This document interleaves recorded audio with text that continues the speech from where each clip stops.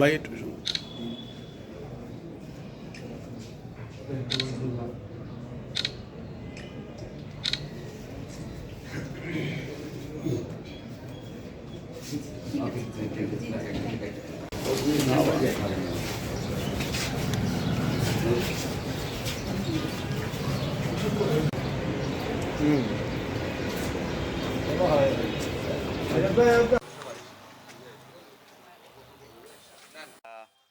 জানিয়ে দিচ্ছি যে আমরা আজকে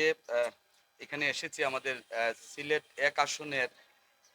যিনি রিটার্নিং অফিসার হিসেবে দায়িত্ব পালন করছেন আমাদের জেলা প্রশাসক মহোদয়, ওনার কাছে আমরা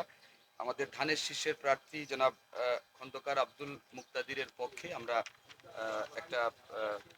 অভিযোগপত্র দাখিল করেছি এবং এটি আমরা গতকালকে প্রেস কনফারেন্সের মাধ্যমেও কিন্তু আপনাদেরকে জানিয়ে দিয়েছিলাম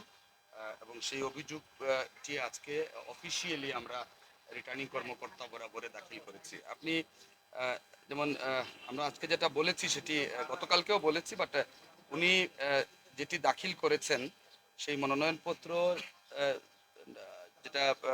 কি বলে নোটারাইজড হলফনামা, সেখানে তিনি যে তথ্য এবং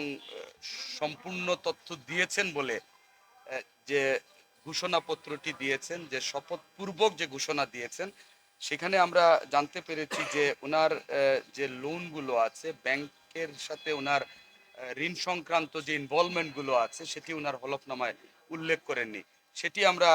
আমাদের রিটার্নিং কর্মকর্তা বরাবরে আমরা এটি দিয়েছি, ওনার ঋণের তথ্য